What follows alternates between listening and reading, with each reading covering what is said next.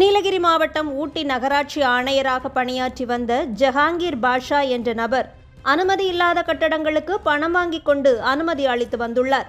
இது மட்டுமல்லாமல் பல விதிமீறல் செயல்பாடுகளுக்கும் பணம் வாங்கிக் கொண்டு உடந்தையாக இருந்திருக்கிறார்.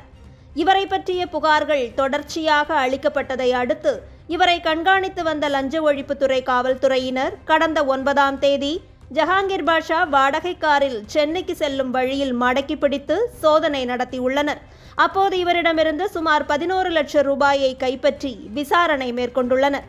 இவரிடம் 10 மணி நேரம் நடத்தப்பட்ட விசாரணை முடிவில் அது லஞ்சமாக பெறப்பட்ட பணம் என்பது உறுதியானதை தொடர்ந்து இவர் மீது ஊழல் தடுப்பு சட்டத்தின் கீழ் வழக்கு பதிவு செய்யப்பட்டது. வழக்கின் அடிப்படையில் ஆணையர் பொறுப்பிலிருந்து நீக்கப்பட்ட ஜஹாங்கீர் பாஷா காத்திருப்போர் பட்டியலுக்கு மாற்றப்பட்டார். ஆனால் இவரை கைது செய்யவோ இந்த ஊழலோடு தொடர்புடைய பிற நபர்கள் குறித்து விசாரணை மேற்கொள்ளவோ செய்யாமல் கடந்த வாரத்தில் திருநெல்வேலி மாநகராட்சி துணை ஆணையராக இவருக்கு பொறுப்பு வழங்கப்பட்டிருக்கிறது. சாதாரணமாக மேடையில் தவறுதலாக பேசி அதற்காக மன்னிப்பு கேட்ட பிறகும் கூட தேடி தேடி போய் நடிகை கஸ்தூரியை கைது செய்ய வைத்த தமிழக அரசு ஆன்மீகம் குறித்த ஒரு கருத்து சொன்னதற்காக பேச்சாளர் மகாவிஷ்ணுவை சுற்றி வளைத்து கைது செய்த திமுக அரசு 11 லட்சம் ரூபாய் லஞ்ச பணத்தோடு சிக்கிய குற்றவாளிக்கு அடுத்த வாரமே பதவி கொடுத்து அழகு பார்த்திருப்பது திராவிட மாடலுக்கு உண்மையான விளக்கமாக இருக்கிறது.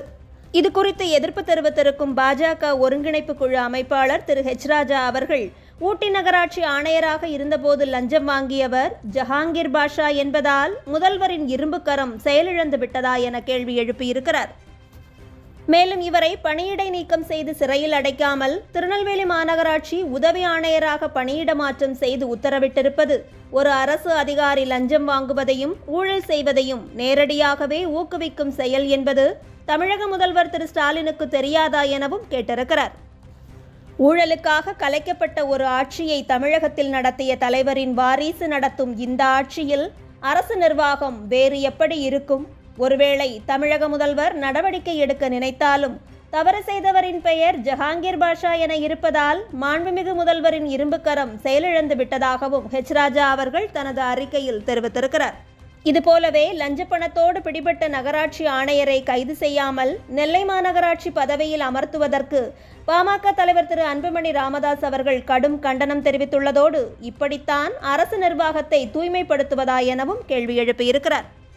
இதுபோன்றே திரு டிடிவி தினகரன் அவர்களும் காத்திருப்பு பட்டியலுக்கு மாற்றப்பட்ட 2 வாரத்திற்குள்ளாகவே கூடுதல் அதிகாரங்களோடு புதிய பணியில் நியமனம் செய்யப்பட்டிருப்பது ஊழலை ஊக்குவிக்கும் என கண்டனம் தெரிவித்திருக்கிறார்.